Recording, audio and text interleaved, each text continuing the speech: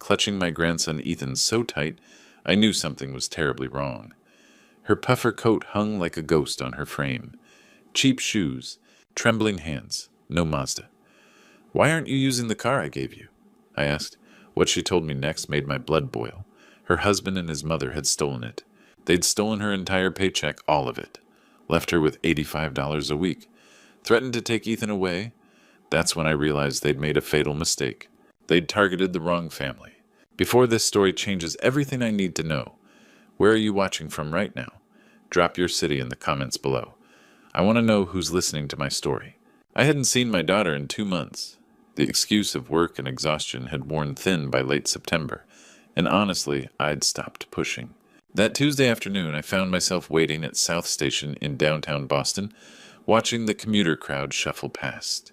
The old brick building echoed with the familiar sounds of arriving and departing trains, the metallic screech of wheels on tracks, the murmur of hundreds of travelers moving through their lives. I checked my watch. 3:15. Juliet's train was due any minute. I spotted her before she saw me. She emerged from the platform entrance and something twisted in my chest. This wasn't the Juliet I knew. The woman walking toward me was a stranger wearing my daughter's face. Her puffer jacket hung loose on her frame, the expensive black fabric now stained and frayed at the edges. She wore cheap shoes, the kind sold online for $30, their soles worn thin. But it was her face that hit me hardest. Gaunt. The cheekbones, too, pronounced, the eyes haunted by something I couldn't quite name. And her hands. They were trembling as she held Ethan's hand, our 5-year-old grandson clinging to her leg, like he was afraid she might disappear. "Dad," Juliet said when she finally noticed me. Her voice was small, almost fragile. We hugged, but there was no warmth in it, no relief at seeing her father. Just a mechanical embrace between two people going through the motions. I pulled back, holding her at arm's length. "Where's your car?" The question came out sharper than I intended. I'd bought her that Mazda a year ago for her birthday. A 2019 Mazda 3 Reliable Practical. The kind of car a young mother should drive. "I sold it," she said quietly, not meeting my eyes. "You what?" I felt the first real spike of something, anger, yes, but also recognition. In 20 years of intelligence work, I'd learned to read people. It was a skill honed through thousands of interactions, through watching micro-expressions and body language, through understanding the 1,000 tiny ways humans betray their emotions. And everything I was seeing right now told me one thing: my daughter was in danger. We needed the money. Juliet continued, still not looking at me. Ethan's grip on her leg tightened, and the boy's eyes, wide with something that looked like fear, finally found mine. I could read people. It was a skill that had kept me alive for 2 decades, that had made me valuable in rooms where lives hung in the balance. It had taught me to see patterns, to identify threats, to understand when someone was afraid. And right now, looking at my daughter standing in the middle of South Station with holes in her shoes and trembling hands, I knew my daughter was living in fear. Something had happened, something terrible, and whatever it wasn't over. We found a quiet corner table at a local deli in downtown Boston. The lunch rush had faded, leaving the place nearly empty, except for an elderly couple in the back and a businessman reading the Globe. I ordered hot chocolate for Ethan, who'd finally stopped clinging to his mother. The boy sat quietly sipping from a too-hot mug, his eyes darting nervously between us. "Dad!" Juliet started, her voice barely above a whisper. She wrapped her hands around a cold coffee cup, fingers white at the knuckles. "There's something I need to tell you. I don't know how to... I've wanted to tell you for a while now." I waited. 20 years in intelligence work had taught me patience. People talk when you give them space. They fill the silence with truth. "It started about 6 months ago." She continued, her eyes fixed on the coffee cup. "Weston's mother, Haven, she started visiting more. At first it was sweet. She wanted to spend time with Ethan, help out with dinner, that kind of thing. But then it changed. Changed how?" I asked, keeping my voice level, though something cold had begun settling in my stomach. "She started saying things like, 'You know, honey, Ethan should have security. Real security. That condo from Mom is a good start, but you should really put his name on it.' Little comments at first, nothing aggressive. Ethan turned to look at his mother, sensing the tension. She touched his hair gently, but her hand was trembling. I told her no," Juliet said. "I told her it was my grandmother's home, that I wanted to keep it in the family that way. As my inheritance, my responsibility. I explained it to her several times. Each time she just smiled and said, "Well, we'll see." "We'll see," I repeated, noting the words. Haven wasn't taking no for an answer. "But Dad," Juliet's voice cracked slightly. It didn't stop there. When I kept refusing, she got different, colder. She started calling Weston at work, filling his head with ideas. She'd tell him I was being selfish, that I didn't care about Ethan's future, that a good mother would want to secure her son's inheritance. I could see Juliet's shoulders tightening as she talked, her chin trembling slightly. Weston came home one night and told me that his mother said if I really loved Ethan, I'd transfer the deed. He said she was just being practical, that she was right, that modern mothers need to think about these things. Juliet's hands were shaking now. I'd told him no. I'd explained why. But when his mother said it, suddenly he agreed with her. "Your husband sided with his mother," I said quietly. "Over and over," Juliet whispered. And then Haven started getting impatient. That's when the tone shifted. That's when she stopped asking and started demanding. I felt something shift inside me. Demanding, not asking, not suggesting. Demanding. She came to the house. Juliet continued, her eyes finally meeting mine. She sat in my living room drinking my tea and told me that if I didn't sign the property over to Ethan, which really meant to her through Weston, there would be consequences. She said it so calmly, Dad, so matter-of-factly, like she was reading the weather report. My hands clenched on the table and I forced them to relax. And then, Juliet said, leaning forward slightly, her voice barely audible, things escalated. She started threatening me in ways I didn't understand at first, ways that made me terrified. The quiet intensity of her final words hung in the air between us. I saw it then, not just fear in my daughter's eyes, but something worse, resignation, like she'd already accepted that her situation was hopeless. I had no idea what those threats were. Not yet. But I knew one thing with absolute certainty: whatever Haven had done, whatever she'd threatened Juliet with, it was about to become my problem. And I was going to solve it. Juliet's voice dropped to barely a whisper as she continued.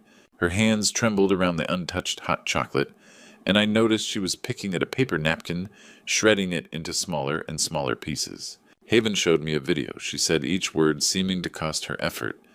She called me, said she wanted to talk about something important. When I went to the house, she played it on her laptop. A video of what? I asked, though part of me already knew the answer wasn't going to be simple. Of me. Supposedly. She said it was me screaming at Ethan, shaking him, calling him names. Dad, it looked real. It looked like I was hurting my son. Juliet's voice cracked. But I never did that. I know I didn't. But when I watched it, even I almost believed it. I felt my jaw clench. She told me she had someone edit clips from different moments, times when I was disciplining him, times when I was frustrated, moments where my voice was raised. But they were taken out of context, spliced together to make it look like... Juliet couldn't finish. She just shook her head. Like abuse? I said quietly. Yes, Juliet whispered. She said if I didn't sign the condo over, she'd send it to CPS. She said they'd take Ethan away from me. She said I'd be convicted of child abuse and never see my son again. The couple in the back of the deli looked up briefly, sensing something in my involuntary, sharp intake of breath. I forced myself to stay still, to listen. But that's not all, Juliet continued, her voice getting smaller. She also had forged documents, financial records from my company. She said she had a contact who helped her get copies of my work files, and she'd altered them to make it look like I'd been stealing company money. Stealing, I repeated. My hands were starting to clench beneath the table. Thousands of dollars. The signatures were fake, the numbers were changed, but they looked real enough. She said if I didn't comply, she'd send those documents to my boss and the police. She'd say I was embezzling. She told me I'd go to prison and lose custody of Ethan either way, either through CPS or through criminal charges. I understood then. Haven hadn't made random threats. She'd constructed a trap with multiple pressure points, each one designed to destroy a different aspect of my daughter's life. The threat of losing her son, the threat of imprisonment, the threat of being labeled a criminal. It was sophisticated, it was cruel, and it was working. Weston started enforcing her rules. Juliet said, her eyes finally meeting mine. They were red-rimmed now. He'd take my bank card on payday, withdraw my entire paycheck, and hand it over to his mother. I get $85 a week for everything, food, gas, Ethan's daycare, everything. When I questioned him about it, he said his mother was right. He said I was being selfish, that families had to stick together, that his mother was just protecting the family's interests. Your husband, I said, my voice tight, is complicit in this. He doesn't see it that way, Juliet said quietly. He thinks his mother is protecting us. He genuinely believes I should just sign the condo over, and then everything would be fine. The weight of what she was describing settled over me like a physical thing. 2 months. For 2 months, my daughter had been living under systematic pressure, financial control. Threats to her child, threats to her freedom, threats to her career. 2 months of compliance. 2 months of fear. I set my coffee cup down very carefully. My hands wanted to shake with the force of what I was feeling. The truth she revealed ignited a rage I hadn't felt in years, Juliet said, looking at me intently. Dad, I didn't know what to do. I still don't. I just kept thinking about Ethan, about what would happen if CPS really did take him. If they believed that video, Juliet, I said, cutting her off gently, you did the right thing telling me. But my mind was already working, already processing, already calculating. Haven Jenkins had made a critical error. She'd targeted the wrong family. She'd threatened the wrong people. And in about 20 minutes, she was going to discover what it meant to have someone with my particular set of skills and my particular motivation decide that enough was enough. I sat in silence for a long moment, processing everything, processing 2 months of systematic abuse, processing the sophistication of Haven's threats, processing the fact that my own son-in-law had become her instrument. Then I looked at my daughter and knew exactly what I had to do. I reached across the table and took her hand. Her skin was cold. Juliet, listen to me, I said quietly, aware that my voice had changed, hardened. What Haven Jenkins has done isn't a family dispute. This is organized crime, extortion, blackmail, document forgery, multiple felonies, and I know how to handle this. She stared at me, uncertainty flickering across her face. I need to tell you something about myself, I continued. Something I haven't talked about in a very long time. I spent 20 years in Army intelligence, special operations, not desk work, real operational work, surveillance threat analysis, recruitment, neutralization of threats. Juliet's grip on my hand tightened slightly. I know how to gather information people want to keep hidden. I know how to identify vulnerabilities. I know how to build a case that holds up. I paused, letting that sink in. More importantly, I know how this ends. Dad, what are you saying? Juliet asked, her voice small. I'm saying Haven made a mistake. She targeted the wrong family. She threatened the wrong people. This just became personal. My jaw was tight. And now we're going to end this. I laid out the plan simply. 4 phases. Phase 1, we gather evidence. Every threat she's made, every forged document, every recorded conversation, we collect it all.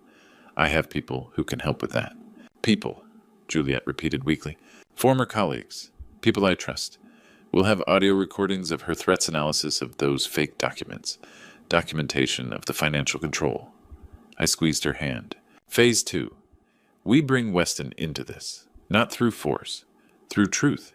We show him what his mother has done, and we give him a choice. He'll never, Juliet started. He will when he realizes his mother has been manipulating him, when he understands what he's actually complicit in. That's human nature. People resist until they see the truth clearly. Then they choose. Juliet looked uncertain but didn't interrupt. Phase 3, we set a trap using marked money. Haven's so confident in her control over Weston, she'll take what he hands her without question. We document every transaction. And Phase 4, we bring her to meet with a lawyer to finalize the condo transfer. CPS gets notified. Police arrive with a warrant. We catch her with the evidence in hand, the threats on record, everything. Juliet's eyes had widened. You've really thought this through. I've had about 5 minutes to think this through, I said, but I've had 20 years training for this exact type of operation. I leaned forward slightly, but Juliet listened to me carefully. For this to work, you have to act normal, completely normal. You have to keep handing over money. You have to keep enduring her presence. You have to let her believe you're broken and compliant. Can you do that? She nodded slowly. I know it's asking a lot, but if she suspects anything has changed, she'll destroy the evidence and disappear. We need her to feel completely in control right up until the moment she isn't. How long? Juliet whispered. A few weeks, maybe a month, then this ends. For the first time since I'd seen her at South Station, I watched my daughter's shoulders relax slightly. Not because the situation had changed, but because she wasn't alone anymore. 3 days after meeting Juliet at South Station, I made the first call. Solomon answered on the second ring. "It's been a while," I said. "Yeah," he replied. "I was wondering when you'd need me again."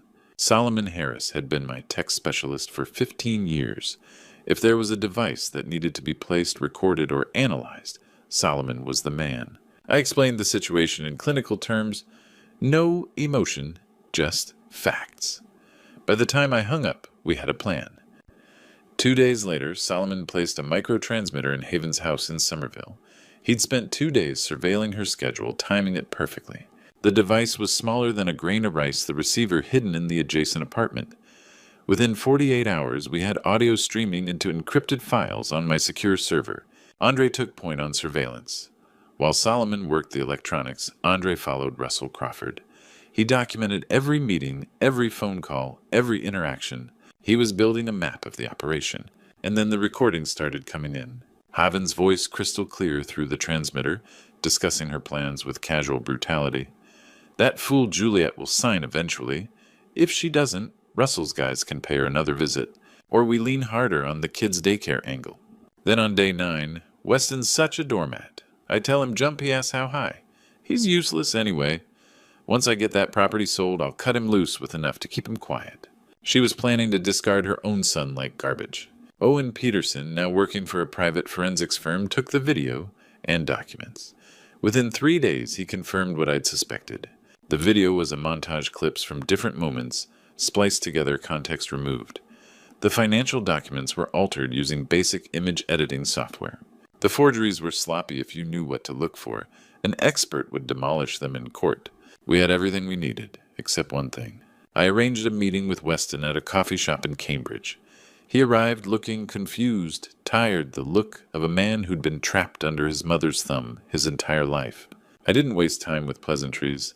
I played the first recording, his mother's voice cold and calculating, discussing how to pressure Juliet further. Then the second recording, Haven's assessment of Weston himself. I watched his face as he heard his mother say she considered him useless, as he heard her plan to abandon him once the property was sold. The color drained from his face. His hands started shaking. "She's been manipulating you," I said quietly. "Using you. She doesn't care about you or Juliet or Ethan. She cares about money. That's it." Weston couldn't finish a sentence. "I need your help," I continued. "I need your testimony about everything she's done, and I need you to keep acting normal. Can you do that?" For a long moment, he just stared at the phone on the table. Then he nodded. "Yes," he said finally, "I'll help you." Over those 2 weeks, something shifted inside me. I'd spent years convincing myself I was retired, that this part of my life was over. But with each call, each piece of evidence, each small victory in the operation, I felt something I'd thought was gone purpose. The knowledge that I was still good at what I did, that I was still capable of protecting what mattered. By day 14, every piece was in place. The recordings, the forensic analysis, Weston's cooperation, Russell's surveillance data. It was all locked down, documented, ready to go. Haven Jenkins didn't know it yet, but she was already caught. 3 weeks into the operation, everything was in position. I sat down with Juliet one final time to explain the endgame. She looked exhausted. The weight of 3 weeks of pretending to be broken was showing on her face. "I need you to take one final step," I said quietly. "Tomorrow we set the trap." "What do you mean?" Juliet asked, though I could see the apprehension in her eyes. "You're going to call Weston. You're going to tell him you've decided to sign the condo over, that you want to meet with a lawyer to finalize the transfer." Juliet's face went pale. "But Dad, that's my inheritance. My grandmother's home." "I know," I said gently, taking her hand. "But at this stage, Haven is so confident in her control over you that she'll lower her guard completely. When she thinks she's won, she makes mistakes. She reveals herself. And the condo, once this is over, it's yours again. The transfer will never be finalized, but Haven needs to believe it will be." She nodded slowly, understanding the necessity. I'd already contacted Malcolm. My former colleague in law enforcement had made the arrangements quietly. We had a warrant standing by. Detective Patricia O'Sullivan, who'd worked white-collar crimes for 15 years, understood the case immediately and had brought in a prosecutor. We'd identified an attorney, Victoria Morrison, who specialized in family law, and had agreed to participate in the sting without revealing her role to Haven. The courthouse in downtown Boston was selected. It was public enough to seem legitimate, secure enough for what needed to happen. Everything was ready. That evening, Juliet made the call. "Weston, I've been thinking about what your mother said," she told him, her voice carefully controlled. "I want to do the right thing for Ethan's future.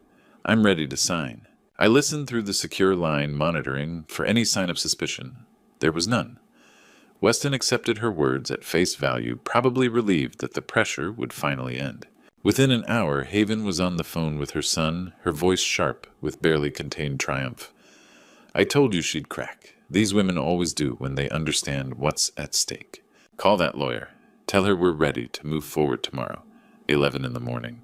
Then Haven called Russell. The conversation lasted 7 minutes. Through the transmitter, I heard her lay out the plan with military precision. "Just in case that fool Juliet tries anything stupid tomorrow, I want muscle there. Nothing obvious. Just stand in the background. Remind her what happens when people don't cooperate." Russell agreed without hesitation. I saved the recording. That was the moment Haven revealed her full hand. Threatening presence, intimidation, coercion. It was all there, documented, impossible to deny. At midnight, I called Malcolm. "Tomorrow morning, 11 o'clock, the courthouse. All systems go." "Ready," Malcolm replied. I turned to Juliet, who was sitting in my living room, her hands clasped so tightly her knuckles were white. "Tomorrow morning, you walk into that lawyer's office. You bring the condo documents. Haven will come. Russell will be there. Weston might be there, too. And at the exact moment, Haven tries to pressure you into signing. The police arrive with a warrant." "What if something goes wrong?" Juliet whispered. "Nothing will go wrong," I said, and I meant it. "Because I've done this before. Because we have evidence. Because Haven thinks she's already won." I checked my phone one final time. Solomon's secure network showed all systems green. Andre had documented every movement. Owen's forensic analysis was airtight. Malcolm had coordinated with the district attorney's office. Weston was ready to testify. The recordings were backed up in 3 separate locations. Everything was ready. "Tomorrow," I told my daughter, "your life changes. Tomorrow, this ends." She looked at me with eyes that held equal parts hope and terror. "I trust you, Dad," she said simply. That was all I needed to hear. The morning of the operation arrived faster than I'd expected. I parked my car across from the downtown Boston courthouse, watching the entrance. I checked my watch. 9:55. In 5 minutes, Juliet would walk into that building with the condo documents. In 10 minutes, my daughter's nightmare would end. The phone in my pocket buzzed. A text from Malcolm: "All units in position. Ready when you are." I typed back, "Go." Inside the courthouse, Juliet sat across from Victoria Morrison in a small conference room. Haven Jenkins was just arriving. Russell Crawford. Close behind her, a man with a criminal record and a mean face, the perfect enforcer. Weston was already there, hidden in an observation room, prepared to testify. Victoria, playing her role perfectly, smiled professionally at Haven. "Ms. Jenkins, before we proceed, I need to confirm something. Ms. Morrison, you're signing these documents completely of your own free will, correct? No one is pressuring you." It was the question that would either lock Haven into her lies or give her a chance to escape. Haven didn't hesitate. "Of course," Haven said smoothly. "Juliet's always been unreasonable about this property. I'm just here to make sure she understands that family comes first." "Right, Juliet." Juliet's hands were shaking so badly she could barely hold the pen. Victoria noticed. I knew she noticed. She was looking for exactly this kind of evidence, the physical manifestation of coercion. Haven leaned closer to Juliet, her voice dropping. "Your little boy needs security. This is what a real mother does." That was the moment. The conference room door flew open. Detective Patricia O'Sullivan walked in, followed by 2 uniformed officers. Behind them came Malcolm. I watched from the hallway, my heart pounding with the kind of intensity I hadn't felt in years. Not the adrenaline of a military operation, but something deeper, the satisfaction of seeing justice about to be served. "Haven Jenkins." Detective O'Sullivan said, her voice steady and official. "You're under arrest for extortion, blackmail, and document forgery. You have the right to remain silent.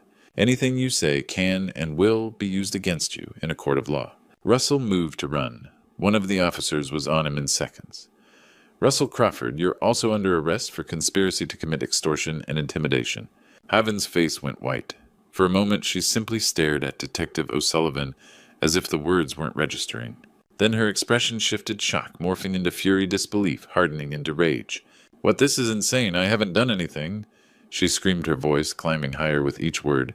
"This is a setup. Someone put you up to this?" That's when Weston stepped out from the observation room. "I did," he said quietly, looking at his mother. "I've done everything you told me to do, Mom, for years, and I'm done." He turned to Detective O'Sullivan. "I'll testify to all of it. The threats she made, the documents she forged, how she made me take Juliet's paychecks and hand them over, how she said she'd cut me loose once she got the property, all of it." Haven's expression shifted from shock to fury. "You traitor! After everything I've done for you, I'm your mother." "You're a criminal," Weston said simply, "and you deserve what's coming." As the officers led Haven out, she was still screaming, her voice echoing down the courthouse hallway. "Juliet put you up to this. She manipulated you. This is a setup." But no one was listening anymore. I watched from the hallway as they placed her in handcuffs. Justice, I thought. Not perfect, but real and necessary. I walked into the conference room where Juliet was still sitting. She looked up at me, and the moment our eyes met, something broke inside her. Tears streamed down her face, not from fear, but from relief, from liberation, from the weight of 23 days finally lifting. I pulled her into an embrace. She sobbed against my shoulder, her entire body shaking with the force of release. "It's over," I said. "You're free." Malcolm approached with one of the forensic specialists. They'd searched Russell's apartment 20 minutes earlier. "We found the marked money," Malcolm said. "All of it. Serial numbers match exactly. We've also recovered communications between Haven and Russell, outlining the intimidation strategy." "What about the documents?" I asked, keeping one hand on Juliet's shoulder as she composed herself. "Forged. Owen's report confirms it definitively. The video is a montage clip spliced from different moments, context removed. The signatures are fake. The numbers were altered using basic editing software." Malcolm smiled slightly. "This case is airtight. They won't walk." Juliet looked up at me, tears still streaming down her face. "Is it really over?" "Yes," I said. "It's really over." 6 months later, I sat in a park not far from Juliet's new apartment. She'd been promoted to head of the analytics department. The company had apologized for not catching the embezzlement scheme earlier, and offered her a significant raise as compensation. Ethan was thriving at his new school, his laughter genuine again, the sound of a child who no longer lived in fear. And I realized something profound about life, family, and second chances. Juliet had rebuilt her world piece by piece. The apartment was brighter than the old one, filled with actual furniture instead of hand-me-downs. She'd bought new clothes, not expensive ones, but nice ones, real ones. She smiled more. Her eyes had that light back. Ethan would run to me now when I visited, throwing his arms around my neck without hesitation. There was no more flinching, no more watching for threats. He was just a kid again, a kid who loved his grandfather and wasn't afraid. Weston visited every Saturday. I'll be honest, I didn't trust him at first, but he was trying. He took Ethan to the park, to the movies, bought him books about science and history. He was learning to be a father again after his mother had twisted him into something else entirely. Progress wasn't linear, but it was real. Juliet and I had returned to our old tradition, chess on Sunday evenings. We'd sit at her kitchen table, moving pieces in comfortable silence, the kind of silence that only exists between people who truly know each other. One night after she'd checkmated me for the 3rd time that month, she smiled and said, "I'm getting better." "You always were," I replied. "You just forgot for a while." The court dates had come and gone. Haven Jenkins received 5 years for extortion, blackmail, and document forgery. Russell Crawford got 8 years for organizing the intimidation campaign. Weston wasn't charged. His cooperation with law enforcement had made the difference. The prosecutor called it one of the cleanest cases she'd seen in 15 years. Justice, I thought. Not perfect, but real. One evening, as we sat in her living room with Ethan already asleep upstairs, Juliet asked me something I hadn't expected. "Dad, how did you know?" she said. "How did you know I wasn't completely broken? How did you know I could survive this?" I considered the question carefully. "Because I've read people for 20 years. And what I saw in you at that train station wasn't a victim who was finished. It was a woman who was temporarily trapped. There's a difference. There is, yes, one accepts her fate. The other is waiting for a way out." I paused. "You were waiting." Juliet's eyes grew wet. "I'm glad you saw that. I'm glad you trusted me enough to tell me," I said. That took more courage than anything else. We sat in silence for a moment, and then I told her something I'd been thinking about since the moment this all began. Never give up, Juliet. No matter how bad things get, no matter how trapped you feel, there's always a way out if you don't lose hope. That's the real lesson here. Not the intelligence work, not the planning. The real lesson is that you were never truly alone. She reached across and took my hand. "Thank you, Dad," she said simply, "for everything, for never giving up on me." "That's what fathers do," I replied. "We protect, we fight, we love. That's the job. That's all it ever is." We sat together, not speaking, just existing in the quiet aftermath of survival. And I realized something that 20 years in intelligence work had never taught me. This was the most important operation I'd ever completed. Not because of the tactics or the planning or the evidence gathered, but because I'd saved my daughter. Because my family was whole again. Because love, not technique, not strategy, not years of training, had been the real weapon all along. Looking back at everything that happened, I realized I made mistakes too. For months I stayed silent. I didn't push hard enough when Juliet made excuses. I told myself I was respecting her boundaries, but the truth is I was lazy. I didn't want to face what might be wrong. Don't be like me. If someone you love is withdrawing, if their voice changes, if they stop calling, don't ignore those signs. Push. Ask questions. Sometimes the people we care about most need us to be brave enough to demand the truth, even when they're not ready to give it. Here's what I learned from this whole operation. Weakness isn't asking for help. Silence isn't safety. And love isn't passive, it's active. It's showing up. It's fighting. When Haven thought she could destroy my family, she learned something she'll never forget. God doesn't favor the cruel. Justice finds its way. But more than that, I learned something deeper. I spent 20 years serving my country, thinking that was my purpose. But my real mission was always waiting at home. Being a father. Protecting my daughter. Teaching my grandson that real strength comes from doing the right thing, no matter the cost. I share these grandpa stories because they matter. This is one of those true story moments that reminds us we're not alone.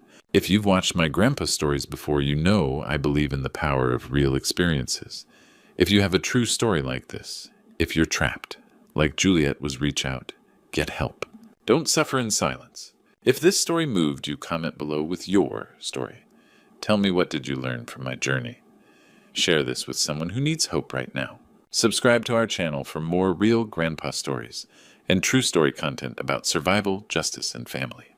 And remember, the strongest people aren't those who never fall. They're the ones